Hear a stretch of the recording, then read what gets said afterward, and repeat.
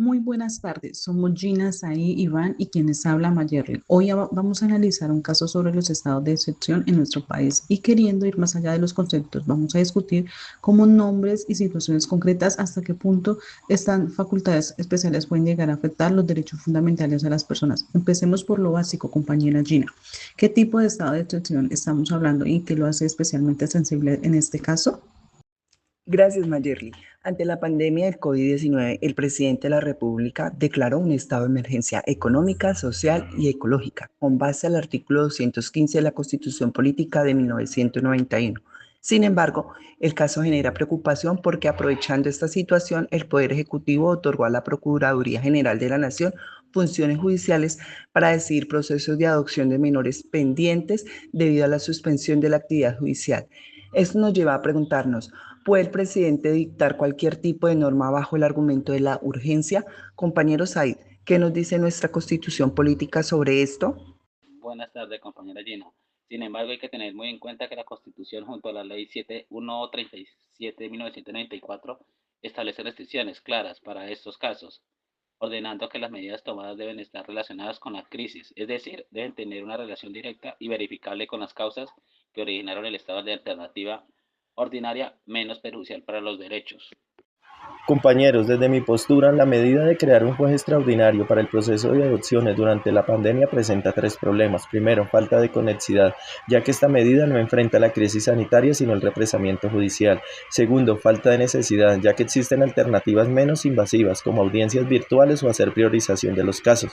Tercero, desproporción, ya que al reemplazar al juez de familia por la Procuraduría, que es un órgano disciplinario y no jurisdiccional, vulnera el principio del juez natural consagrado en el artículo 29 de la Constitución, afectando de manera directa a niños y adolescentes que merecen una protección especial por parte del Estado.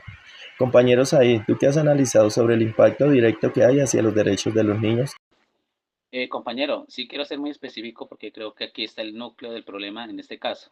El principio del juez natural no es un tecnicismo jurídico, ya que es una garantía concreta que le indica a cada ciudadano que tiene derecho a ser juzgado por quien lo designó previamente para esto, con las reglas y los conocimientos que este proceso requiere. Ahora, en materia de adopción, ese juez es el juez de familia y su especialidad no es un capricho, ya que exige un conocimiento profundo de los derechos de los niños. Exactamente, compañeros, ahí este es un punto que quiero destacar porque muchas veces se nos olvida. El control hacia los derechos legislativos tiene dos frentes. Por un lado, el control judicial, donde la Corte Constitucional lo revisa automáticamente, y segundo, el político ejercido por el Congreso. Según el artículo 215, el Congreso debe reunirse en 3 días para evaluar las decisiones del presidente y pueden derogarlas, modificarlas o condicionarlas, garantizando el equilibrio de poderes y evitando el abuso. Compañera Llena, ¿qué revisa específicamente la Corte Constitucional en estos decretos? La Corte realiza un análisis riguroso de los decretos expedidos durante el estado de excepción. Primero, revisa requisitos formales como la firma, motivación y vigencia del decreto. Después, evalúa aspectos de fondo como la conexidad, necesidad y proporcionalidad de las medidas. Además, verifica que respeten derechos intangibles como el debido proceso. La sentencia C-351 del 2020 reafirma que la urgencia no permite desconocer los límites constitucionales. Toda medida debe estar debidamente justificada, ser proporcional y proteger las garantías fundamentales, incluso en situaciones de crisis. Compañero Said, teniendo en cuenta todo esto, ¿cuál es tu postura sobre la validez de esta medida? Compañero, mi postura es muy clara. La medida no es constitucionalmente válida y puedo fundamentarlo. La constitución política de nuestro país permite que durante una emergencia se puedan adoptar medidas extraordinarias, pero a su vez no permite que se supriman las funciones jurisdicciones de un órgano para trasladado a uno que no tiene esa misma naturaleza. La Procuraduría no es un juez, ya que no tiene jurisdicción, ya que tampoco tiene las garantías procesales de un proceso de adopción que exige. Compañeros, quizás el riesgo más serio de todo este debate es que lo extraordinario se vuelva normal, ya que en nuestro país los gobiernos han abusado tanto en los estados de excepción que las medidas de emergencia terminan convirtiéndose en costumbre, quitándole a su vez poder a los ciudadanos y dándoselo al Ejecutivo. Si hoy permitimos que la Procuraduría actúe como juez y que nadie lo cuestione, mañana cualquier gobierno podría cambiar las reglas del juego en una crisis, y cuando esto ya no escandalice a nadie, habremos perdido el Estado de Derecho sin darnos cuenta. Compañera Gina, para cerrar esta reflexión, ¿cuál crees que es la lección más profunda?